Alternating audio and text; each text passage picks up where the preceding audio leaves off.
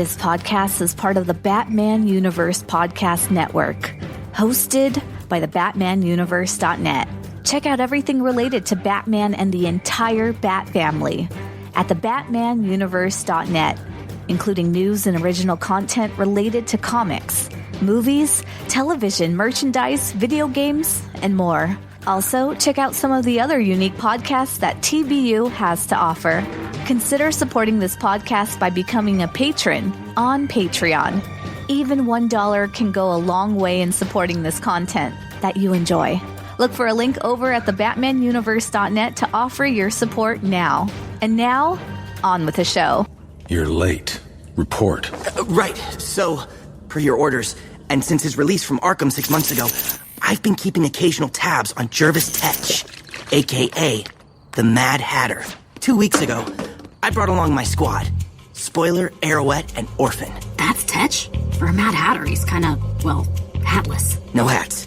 It's a condition of his parole.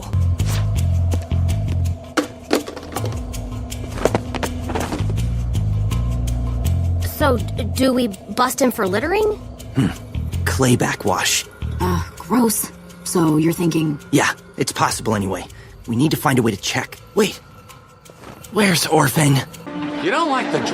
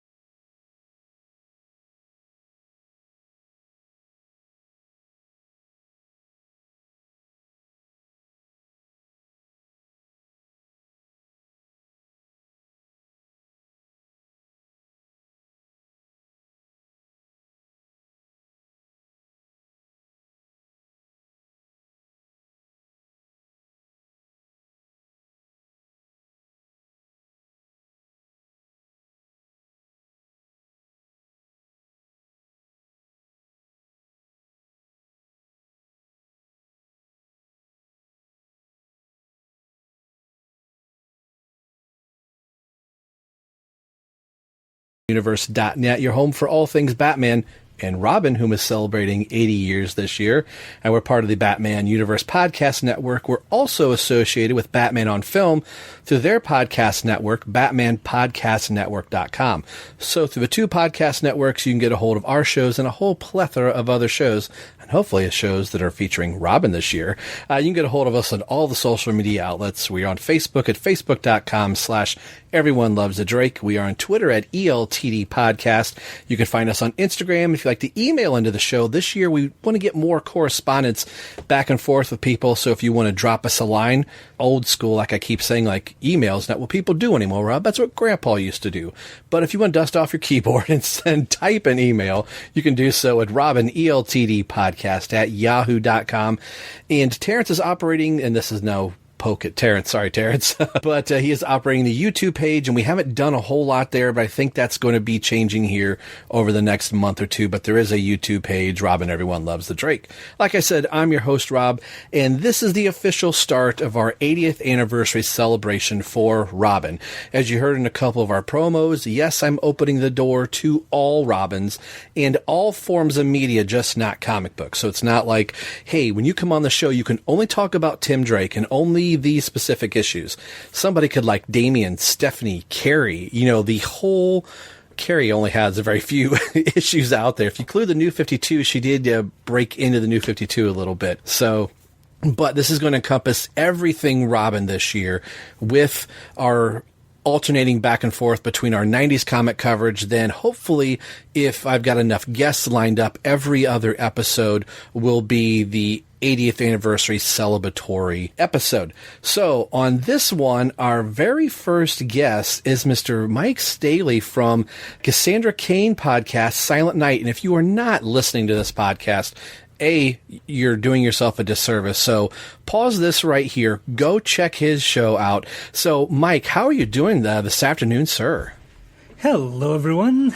I am very good. I actually just finished eating lunch right before we started here, so I am feeling quite full and, quite good. Yeah, and this is where we're going to be sitting back and watching something, so this is just a perfect opportunity for that food coma to sit in and go, oh, this was a bad idea. So, no, this is going to be a lot of fun. I had just recently done your show, the two shows that you had going on, and thank you very much for inviting me over there. That was a lot of fun.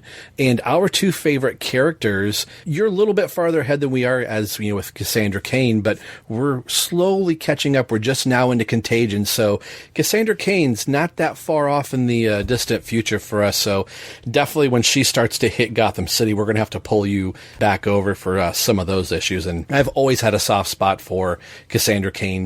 I've always kind of liked the Stephanie Brown version of Batgirl, but some of my earliest memories of Batgirl was Cassandra Cain, and I love my first appearance Cassandra Cain Batgirl figure. Her costume is just so cool, all in the black. So for this episode, we're going to be doing a commentary track, and I'm going to turn this over to you. Why did you choose this to be part of the 80th anniversary for Robin, and what's your connection with it? And then we'll start from there. Well, of course, what we're going to be watching here is Young Justice Outsiders, which is Season 3 of Young Justice, Episode 8. And I picked this episode because it is an episode I actually had planned on looking at myself anyway. And, of course, it features both Cassandra Cain and Tim Drake. It also features Nightwing, so we've actually got two Robins in there. Yeah. And I knew that this would be a fitting thing to look at here on your show because Tim Drake is featured in one of these segments in this, actually telling the story of what we're going to be seeing on it. So, So now the second question would be, what were you picking? So we know that it's going to be season 3 of Young Justice. The bigger question is, who is your favorite Robin and why? Well, to be honest, my favorite Robin is pre-Crisis on Infinite Earths Jason Todd, a.k.a. Nice. Dick Grayson Mark II. The reason for this is when I was a kid, a friend of mine and I would constantly pull out our Batman action figures and, play Batman. And I was always Robin. And the Robin that I usually played was Jason Todd because at that time I have one of the Mayfair Batman role-playing game guides. Oh, wow, yeah. And based in that book, it is Jason Todd Robin, the pre-Crisis version. So that's what we based our play on. So whenever I played Robin in those games, I would be the Jason Todd Robin. So as such, that character has always had a very special place in my heart, even though nowadays, Jason Todd is completely different from that since now the Jason Todd that we see, even New 52, is based more on the post-Crisis version of Jason, which is kind of funny because that's the version that people didn't like and actually voted to kill. Yet that's the one that has stuck around. Yeah. And what I always thought was really interesting with Jason's first introduction was he was essentially just a carbon copy of Dick Grayson. Like, oh, well, Dick Grayson should be an acrobat, and we'll make Jason Todd's parents acrobats. And his first appearance is also tied with another character's first appearance, Killer Croc, like all in one issue. And I just recently, I've been going through, I have all the first appearances of all of the Robins, with the exception of Dick Grayson, because I don't have, like $3,000, but I have some wonderful, Toys R Us. Trade. Yeah, a trade, yeah. But, Jason Todd's first appearance pre-Crisis was something that I had always, been wanting. That was kind of quasi like the Robin Holy Grail for me. That's as close to the Dick Grayson origin as I could get, is Jason Todd's first original origin. Now I've got both, his first time as Robin in both, and now his first appearance as, just Jason Todd by himself. But what I keep forgetting in that issue, that Killer Croc is also in there for the very first time. So like in one issue, I got a 2-for-1 with two characters. Yeah, and Croc was very different. Oh, yeah. At that point than he would become. He was a lot less savage and monstrous and more of your typical mob boss character who just happened to be kind of, Croc featured.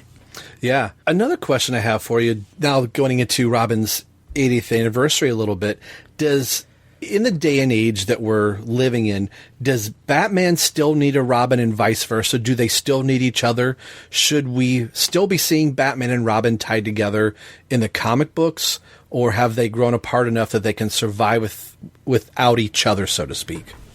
I think they're capable of surviving without each other, but the whole idea behind Robin was supposed to be to kind of lighten up the darker Batman. And actually, there have been some cases where they reversed that, specifically when it was Dick Grayson was Batman and Damian was Robin. They kind of reversed that and had Batman as the lighter side to Robin being the darker element. And I still think that can work well as a joint of the one side keeping things a little bit lighter while the other is the darker side of it. Obviously, with Damian, he is less likely to help Batman stay lighter because of, the way the character was raised, raised by the League of Assassins. He's not going to be that lighter side other than, the humor that a lot of people get from his snarky attitude. I mean, personally, he irritates me to no end. But, right. But I think they're capable of existing apart, but I really still like that build that comes together between the two of them. Yeah. And the last question I have before we get into our feature topic here, what does the idea of Robin mean today to you?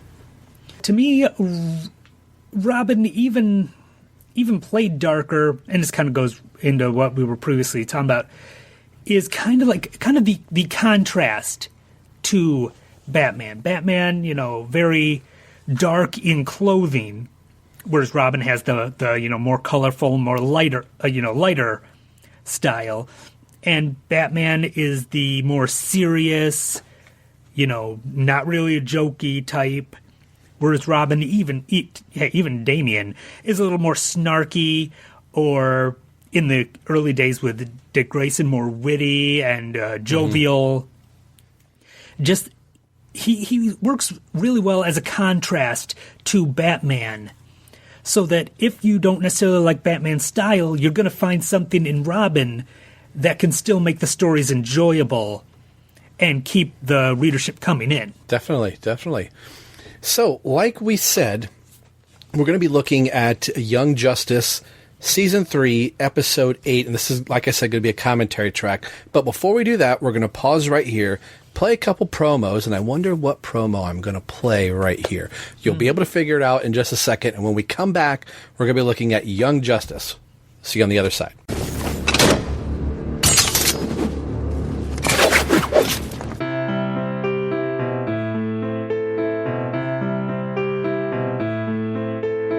Born and raised to make a kill, she was not given her own will. Her first hit left her feeling only disdain. She ran to Gotham's no man's land, learned from Barbara Gordon's hand that starts the legacy of Cassandra Cain. Rising from the devastation of no man's land, a new warrior joined the Bat family. Daughter of David Cain and Lady Shiva, trained from birth to be the ultimate killer, but choosing instead to save lives. She's been Batgirl, Black Bat, and Orphan. She is Cassandra Cain. Join Mike Staley as he goes through every appearance of one of DC's most underrated characters in Silent Night, the Cassandra Cain Podcast. on iTunes, Google Play, Spotify, and at silentnight.podomatic.com. Recognize Robin B20. All right, we're back. So, Young Justice. Now, the funny thing is, as Mike and I were talking this all out and getting everything set up, I think the day that we were talking about, all right, this is the day we're going to record, I actually picked up, and physical copy here, Young Justice and the Outsiders Season 3 on DVD. The things that nobody has anymore, but I had to pick it up just because I have the other sets on DVD. So if you don't have the DC Universe, which is where the two of us are going to be watching the show from. So if you don't have it, I know you can literally run out to your local Walmart and pick this up.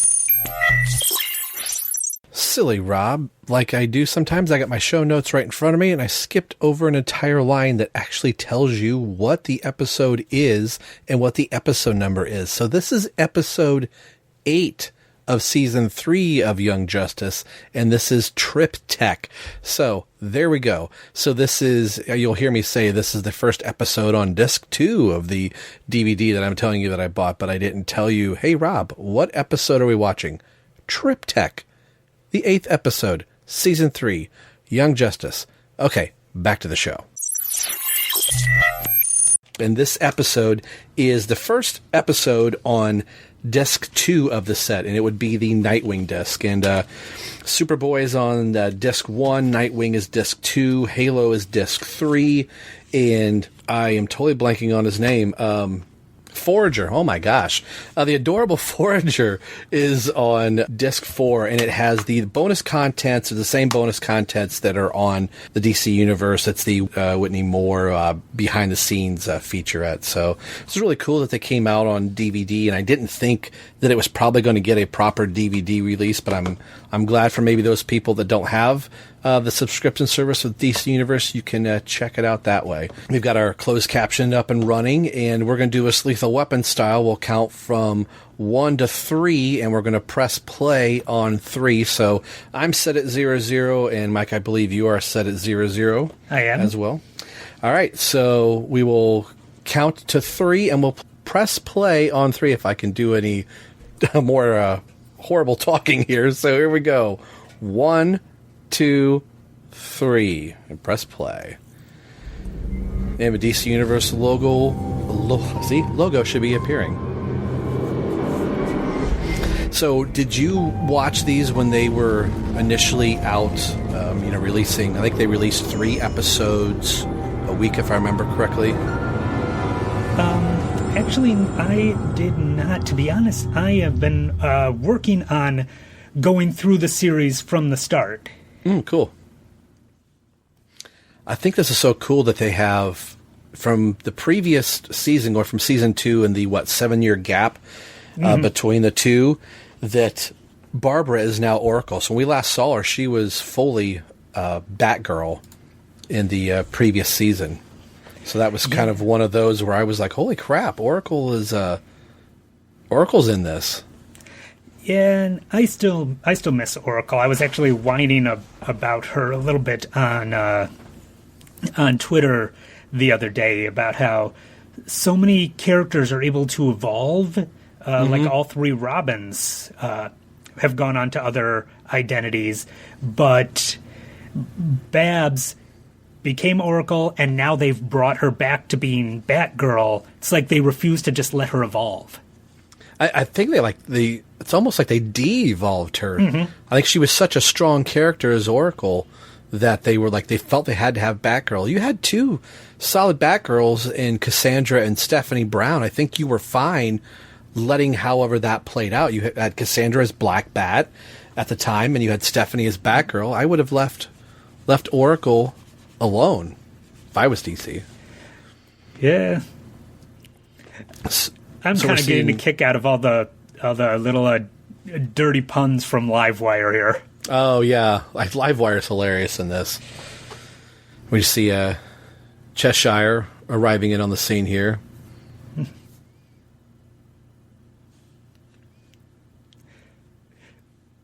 Silas Stone. Who's almost coming off a little narcoleptic there. Yeah. It's like, oh, I'm unconscious. Oh, I'm awake enough to hit the button. Oh, I'm unconscious again. Oh, I'm awake. Right. It must not have been that lethal of a dose or the shot that he took, or the shot to the head. And I love the very slowed down Young Justice theme song. It took me a while to realize that that's the theme song, just played like in a minor key. And something we did on the Young Justice show, Jay and I just started going through season 1 of Young Justice and trying to find all the references to 16, which is a number that the creators of Young Justice put in there, whether it be a location or a timestamp, but the number 16 appears somewhere in every episode. Mm-hmm. Again, this is something I always find interesting. I know why they're doing it for us, the viewer, but the two of them have just had sex, and yet she's still covering herself up when it's just the two of them there. Right. I get, for us, the viewer, obviously they have to do that, but it just is, it's like, why does she feel the need to cover herself? I'm pretty sure he's seen it. Right. Like in the real world, those things don't happen, but hey, this is TV, folks. Yeah, got to cover. Yeah. Seeing some of the cast here, and we've got, Artemis and Dick Grayson, and we just briefly saw Forager and Halo, and I think Geoforce. Geoforce, yeah. Yeah. What did you think of I was really hoping Geoforce was going to be more in his full-blown GF costume, but... Well, I'll be honest, since, as I mentioned, I've been working through from the beginning of the series, this was my first time seeing what the Young Justice version of Geoforce looks like. Oh, okay. And I didn't know who it was at first. Oh, wow. Until I didn't blow that for you. Because I wasn't familiar with what his costume in this is. My main knowledge of Geoforce was from the Batman and the Outsiders Same here. Comic from the 80s. Yeah. With Mike W. Barr, just met him almost 2 years ago now, and Bowling Green had him sign a couple issues of Geoforce. I thought he was such a cool character, especially when Jim Aparo was drawing him. Mm-hmm.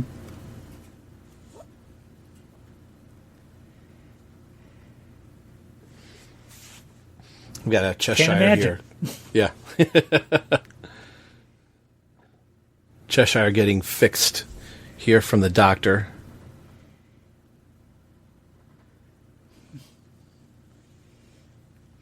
I wasn't sure how Forager was going to work in this. I thought, oh, really, they're adding the Forager type character. But and it took me a little bit that it's the same voice actor that voices Wally. Huh. Sorry, I had to turn down the volume of the show itself. I was having a little trouble hearing you there for a second. Oh, sorry. There we go. All good now.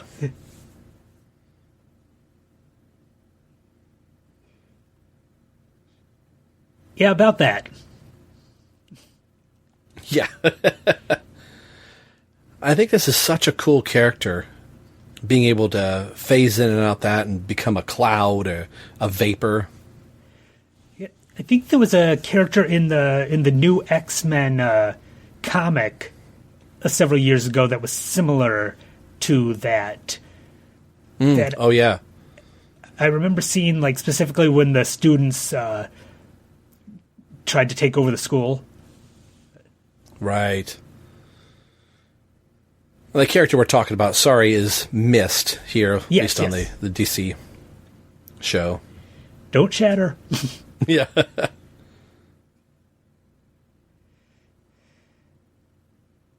I've always really liked the Black Lightning character, and this show just really kind of brought him up to another level for me. His importance and his power set and as a character, I think, is, until recently, has really been kind of left off the back burner, and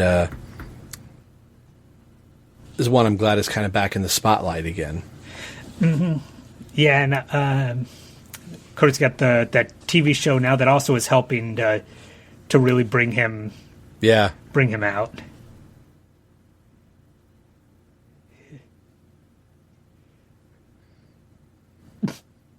They kind of remind me of Portal. I know. That's what I was thinking too.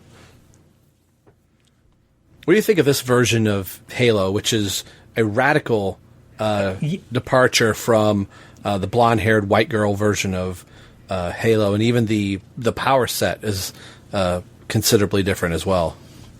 Yeah, the only thing that's really similar is that naive innocence that I can see in this version. That's definitely the same, but yeah, a lot of the rest of it is very different. Mm-hmm. We've got mother and daughter here coming face to face. I wasn't sure what I thought about Tigress as a character. I kind of missed her as just being Artemis or the quasi Arrowette, if you will. But I really kind of like the Tigress's character, and it seemed at the end of season 2 that her costume was really kind of generic. I'm like, really, Tigress? But as this season goes, I was really starting to like her, and she didn't feel like a Green Arrow knockoff. Like, for whatever reason, they didn't want to use Arrowette, so they just had her calling herself, Artemis. This actually feels like she is her own character. In the show.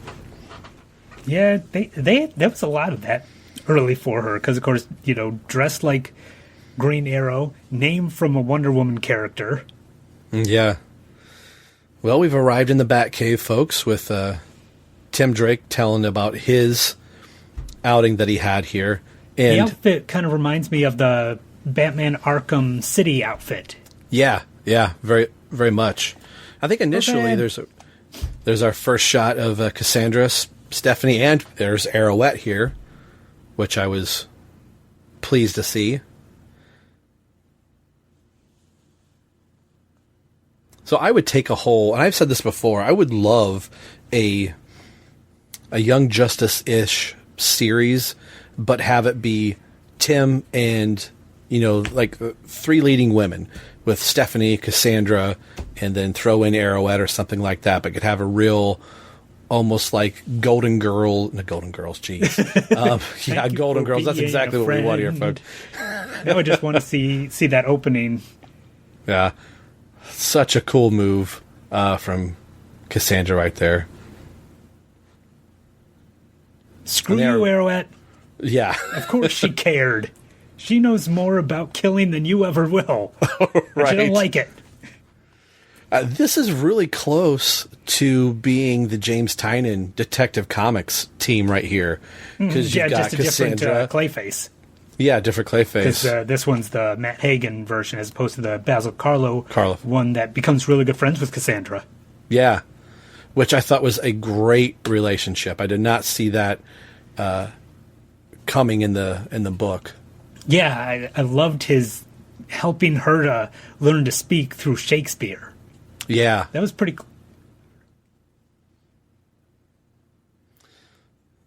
Mad Hatter, it's either one of Batman's underrated villains or a villain that probably should have never been. I don't know what side of the fence I'm on. Some issues with Mad Hatter I think are really fun, but I think he's just a one-note villain, and aside from the Alice in Wonderland theme, you can only play that so long till it starts getting old really fast. I did love in the Batman the Animated Series when he stuck Batman in that dream of just being Bruce Wayne and kind of giving him his fantasy. Yeah, that was a great episode. A Perchance to Dream, I think, is that Clayface, episode. protect me. You, punch yourself again. Yeah. And I got to say that Clayface is in my top 5 Batman villains. And we were just talking before the show about seeing Birds of Prey. Black Mask is also in that top 5 Batman villains for me, which Black Mask isn't in this, but just seeing Clayface made me think of it. Mm-hmm.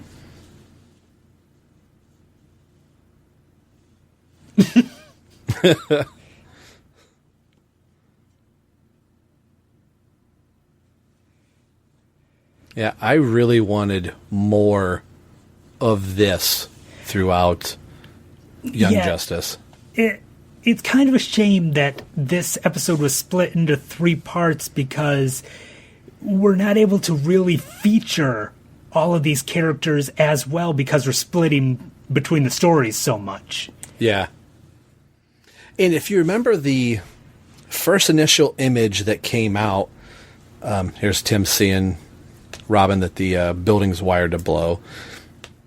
But you had all of these characters right here. You don't even know if Geoforce was in the original lineup image, but I thought, oh wow, we've got instantly noticed Spoiler and Robin with the hood, and people were wondering, was it Damien or who it was? But a lot of those characters on that sheet, Blue Beetle, the first, hey, Young Justice is coming back, they only get 1 episode, and Tim would get maybe 2 or 3 more episodes, I think, from season 3, but this is probably his best episode here, and as far as everybody else, this is their only shot other than some group stuff.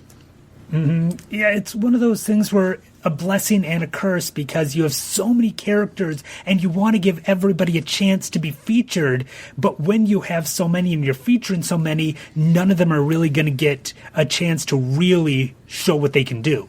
Right. It's cool to see all of them, but it sometimes feels like it'd be better to have just a few and put more focus on them. I mean, with Justice League Unlimited, they had a lot of characters, but they made sure that if they were going to feature one in an episode, that character got the feature in that episode so we could enjoy it, and then they'd move on to other ones. Yeah. Here's our shot of Sportsmaster, and I think this is the only Sportsmaster episode. I love this. Here's the Barry Allen. It's just so cool.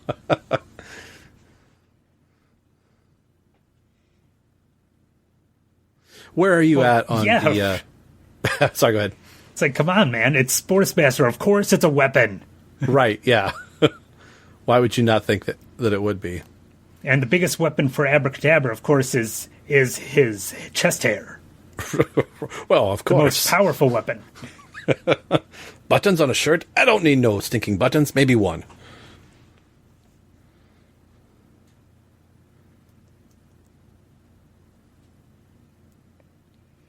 Please keep punching. That's funny. That was... I love that. Fear not. Not.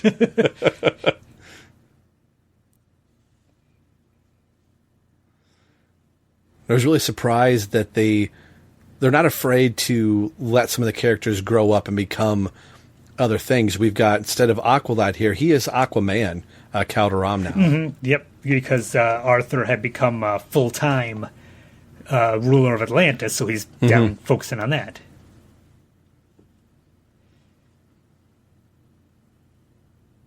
That's so cool that, we're in the... So those of you that may be coming in the previous 7 episodes, Batman and some key leaguers have basically left the Justice League, and what you are slowly finding out in this episode is that Batman, surprise, has his own covert team going on here with the help of Aquaman, Wonder Woman, and Tim's, Robin team, if you will, and with the help of Oracle. So there's a couple little subset divisions going on, and the main league is really unaware of what's going on at this point. But a little bit like the original Batman and the Outsiders team, where Batman quit the Justice League and formed the Outsiders. It's just with a different group and, done in different ways. Mm-hmm. Which I think was also a play on, the name Outsiders, and a different version of the Outsiders will form throughout here.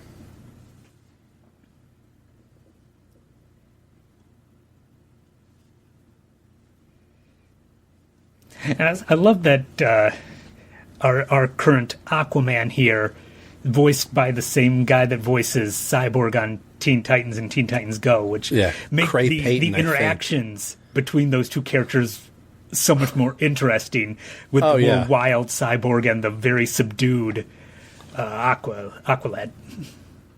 I love this Batman and Robin scene here with Clayface. As brief as it was, again, going through, it's all part of Batman's plan.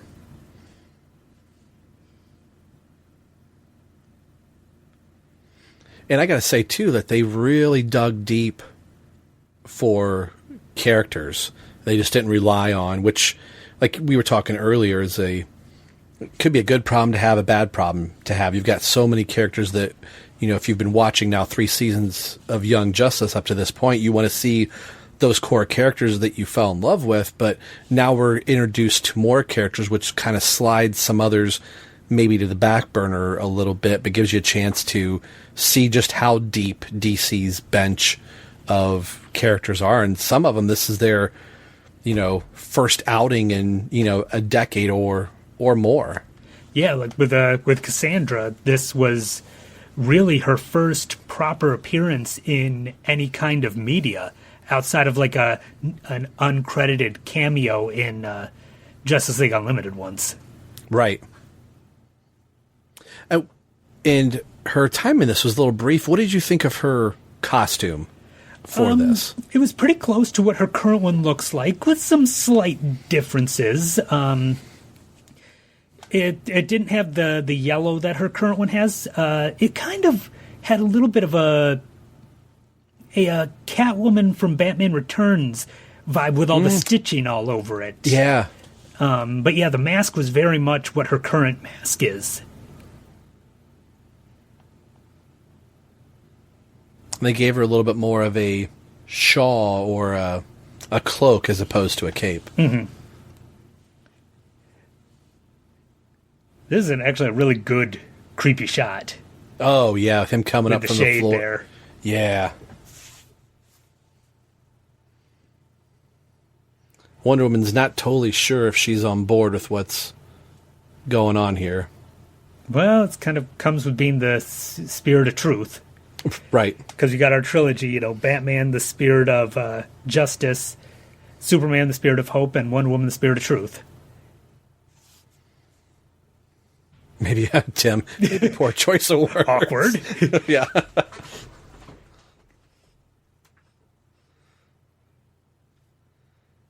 Come on. I like that. Well, the that's dark what you is said. Batman's thing.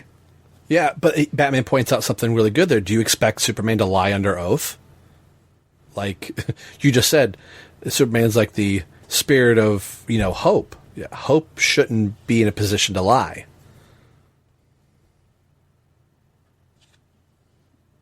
Well, this is awkward. Yeah. Awkward.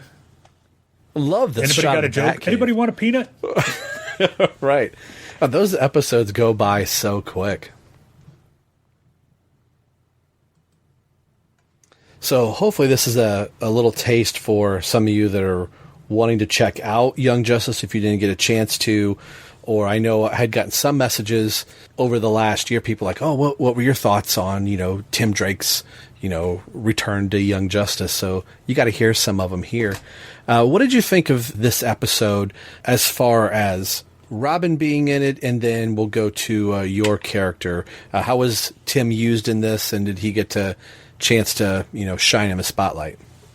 I do feel in their section, Tim probably got the best opportunity to shine, mostly because he was the one leading the charge. He was the one explaining to Batman what had happened. So he definitely got more of a showcase between his group as opposed to Orphan, Arrowette, and Spoiler. And I think, unsurprisingly, he handled it well. He was trained by Batman. Of course, he's going to be a good lead presence in this group. Mm-hmm. And of course, he's the one who finds the bombs.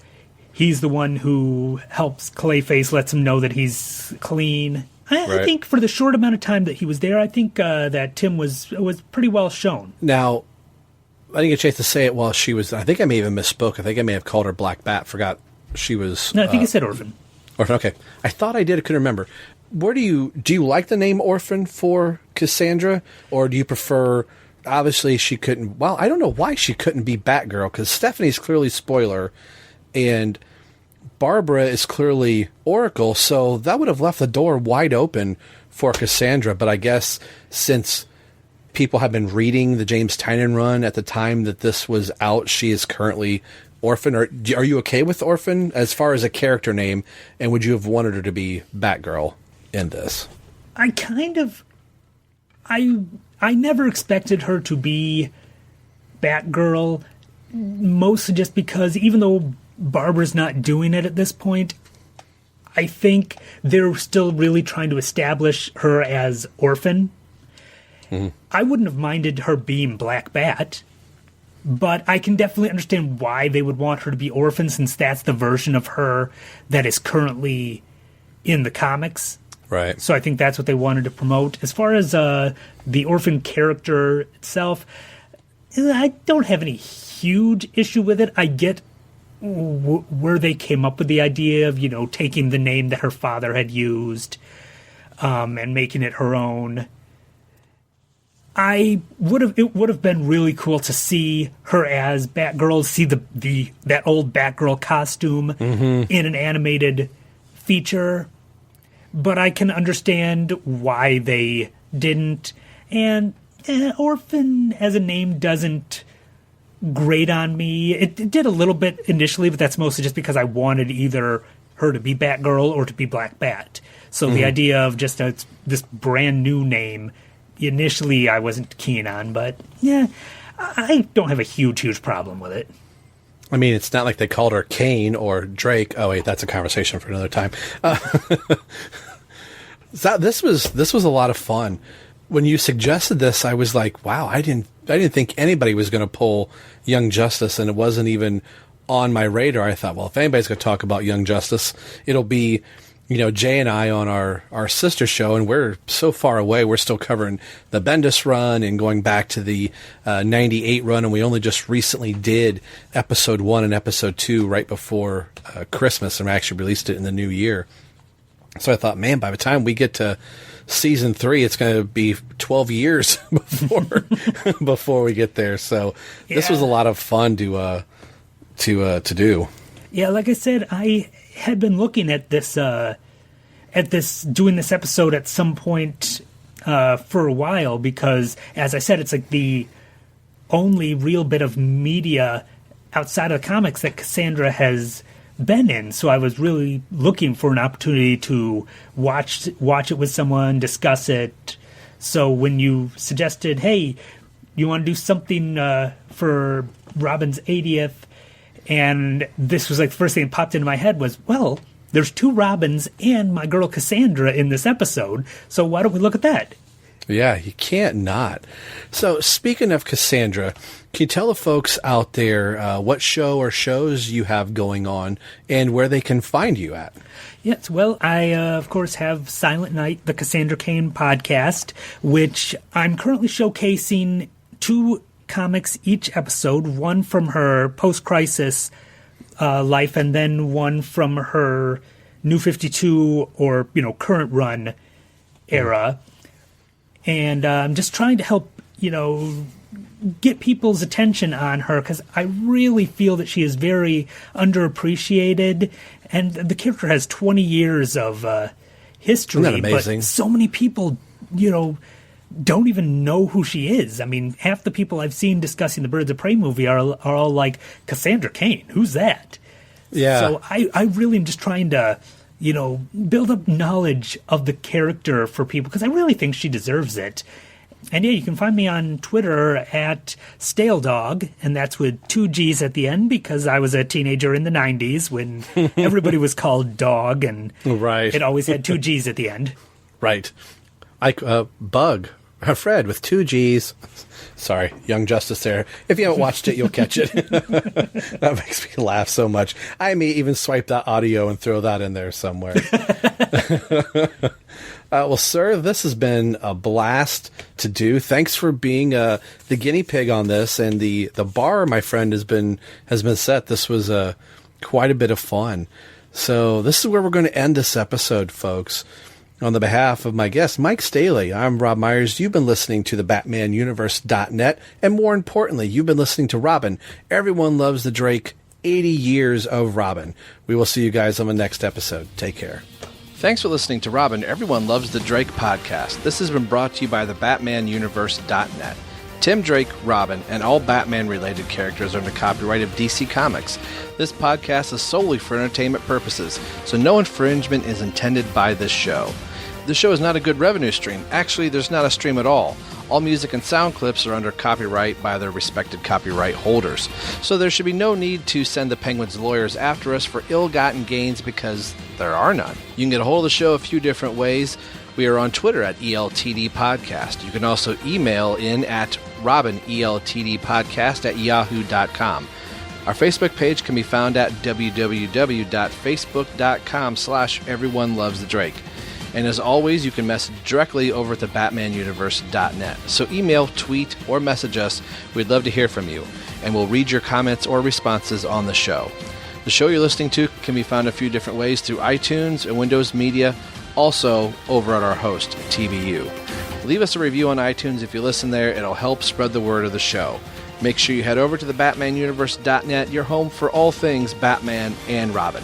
Thanks for listening to the show and hearing why everyone loves the Drake. We'll see you in a few weeks. Take care. Recognize Superboy B04. Hey, if you stayed after the credits for a little extra, or you could probably tell by your counter that the credits went by and there's still more of the episode. So this is a bonus scene, if you will. When Mike got on the call, I had normally, once the guests get on the call, or Terrence and Ryan, we start recording right away. And just in case, we're just making sure all the mics work and everything like that.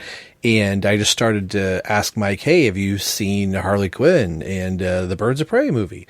And he had said, yeah. So we got into a little bit of a conversation. It's a little mini review since his favorite character, Cassandra Cain, is in the movie. You get to hear his take on it and my take. So this really doesn't apply to this episode of the show, but I thought this would be good just to tack on a little bit extra. Mike was such a really great guest co-host on this for the 80th anniversary of Robin, and give a little more spotlight to his character, his favorite character, and what he thinks about her first portrayal in a DC live action movie. So here's that little opening discussion, and it kind of starts abruptly because as we were talking, I thought, oh, maybe I'll just hit record in case I want to use any of this. So you'll hear it in its entirety, not edited, and here it is.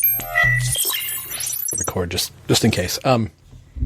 I was saying the same thing to my wife. Like, to me, it was somebody in the movie studio probably went, hey, we could call her Cassandra because she was Batgirl and we got an Asian character. Like, I thought that character was funny, but at no point was I like, is Lady Shiva going to show up? Is her father going to show up? Like, at what point is she going to fight, or whatever? So I'm like, I don't know. That's what made the ending battle the most infuriating part, is the fact that she spends the entire time running and hiding while everybody else has to protect her.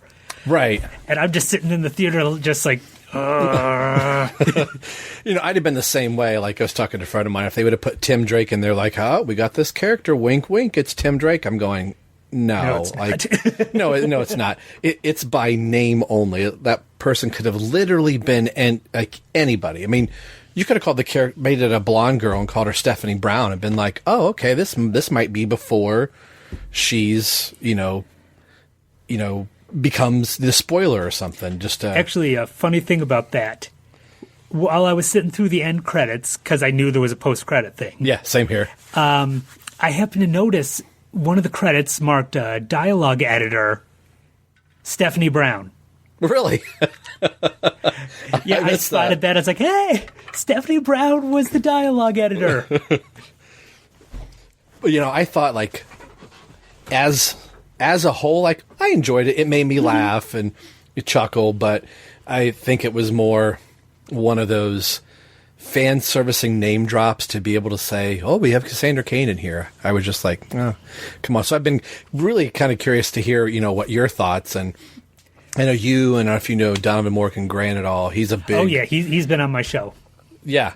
I thought he had. I could not remember if he had or not, but I thought, I'm wondering what Donovan is saying about this. I'm sure he was probably just same camp as you, not a fan. In general, of it was a fun movie, except for the Cassandra stuff. Yeah. Other than that, I enjoyed it. It was fun.